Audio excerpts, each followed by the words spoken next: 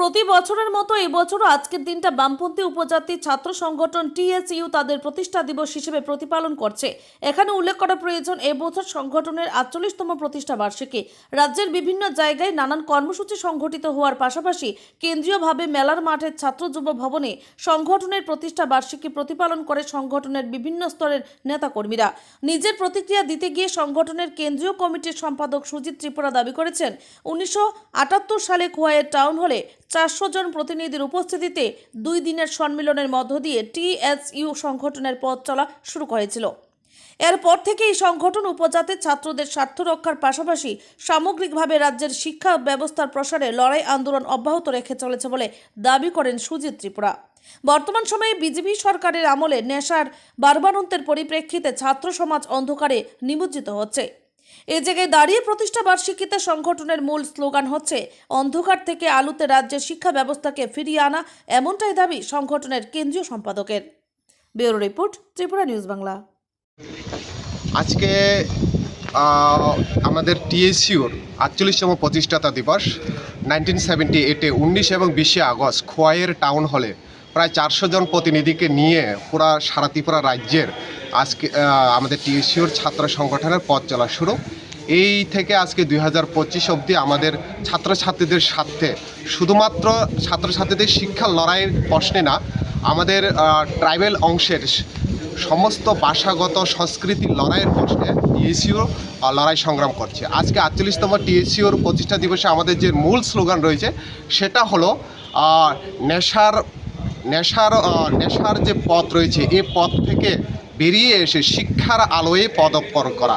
আপনারা জানেন, একটার সময় আমাদের ত্রিপুরা রাজ্য পুরো ভারতবর্ষের শিক্ষার জন্য পরিচিত ছিল, পুরো ভারতবর্ষের শিক্ষার জন্য ১ নম্বর ছিল। কিন্তু দুর্ভাগ্যের বিষয়, বিজেপি, আইপিএফটি এবং ত্রিপুরা মথার সরকার আজকে প্রায় ৬ বছর হয়ে গেছে। এই ৬ বছরে ত্রিপুরা রাজ্য যেখানে শিক্ষা ১ নম্বর ছিল, আজকে সেখানে নেশায় ১ নম্বর।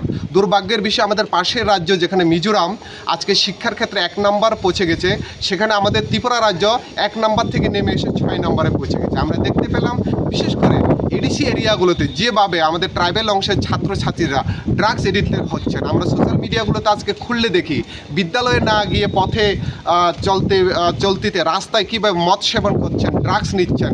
এই সরকার যেভাবে ছাত্রছাত্রীদের শিক্ষার আলোয় না ঠেলে দিয়ে নেশার দিকে ঠেলে দিচ্ছে, তার প্রতিবাদ জানিয়ে আজকে আমাদের এই ফাউন্ডেশনতে আমরা মূল স্লোগান থাকবে, শিক্ষার অন্ধকার আলো থেকে শিক্ষার আলোয় ফিরে এসে নেশামুক্ত অন্ধকার থেকে ফিরে আসা। আপনারা জানেন, বর্তমানে আমরা ত্রিপুরাসা দরদি নামে একটা সরকার ত্রিপুরা মাথা রয়েছে, যারা প্রতিনিয়ত বলেন আমরা সরকার গঠন করতে হয়েছে, বেশি দিন হয়নি, কাজ করব, কিন্তু আজকে প্রায় অনেক বছর হয়ে গেছে। তারা রাজ্য সরকারও আছে, কিন্তু দুর্ভাগ্যের বিষয়, শুধুমাত্র এডিসি এরিয়াতে প্রায় এডিসি প্রশাসনের আন্ডারে ১৩৪টা মতন স্কুল রয়েছে, যেখানে প্রায় ১৬০টা মতন স্কুলে একজন মাত্র শিক্ষক রয়েছে। আর পুরো ওভারঅল যদি আমি এডিসি এবং রাজ্য সরকারের মিলে এডিসি স্কুলগুলো দেখি, ৩০২টা মতন স্কুলে মাত্র একজন মাত্র শিক্ষক দিয়ে পরিচালনা হচ্ছে। তো দুর্ভাগ্যের বিষয়, আজকে এইচআইভিতে ১ নাম্বার, আজকে আমরা নেশায় ১ নাম্বার। আর এই এইচআইভিতে কে সরাচ্ছেন? সে রতনলাল নাথের বাসায় তার জিনিয়াস ওয়ান সে কার্যকর্তারা, তারাই আজকে এইচআইভি ত্রিপুরা রাজ্যে সরাচ্ছেন।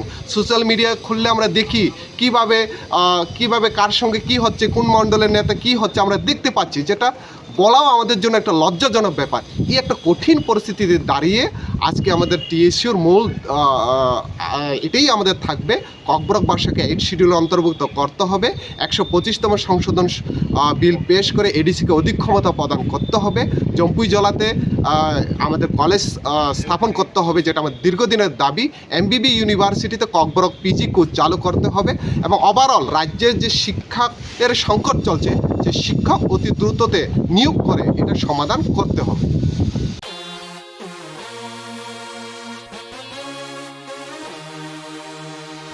আপনার গাড়ির যত্ন নিয়ে ভাবছেন, কোথাও নিরাপদে গাড়ির মেরামত করা যাবে, এই বিষয়টা নিয়ে চিন্তা করছেন? চিন্তার কোনো কারণ নেই। আপনি নিশ্চিন্তে আসতে পারেন ঘোষ অটোমোবাইলসে। দীর্ঘদিন ধরে ঘোষ অটোমোবাইলস গাড়ির ডায়াগনস্টিক, মেকানিক্যাল কাজ, ইলেকট্রিক্যাল কাজ, গাড়ির এসি মেরামত, টেফলন কাটিং ইত্যাদি কাজ যত্ন সহকারে করছে। আমাদের প্রতিষ্ঠানে রয়েছে দক্ষ এবং দীর্ঘদিনের অভিজ্ঞতা সম্পন্ন কর্মীরা।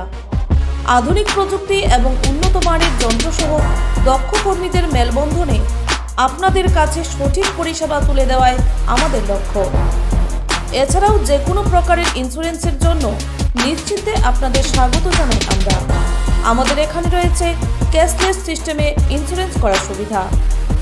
আমাদের ঠিকানা ঘোষ অটোমোবাইলস, খয়েরপুর, দলুরা, সিএনজি স্টেশনের বিপরীতে, আগরতলা।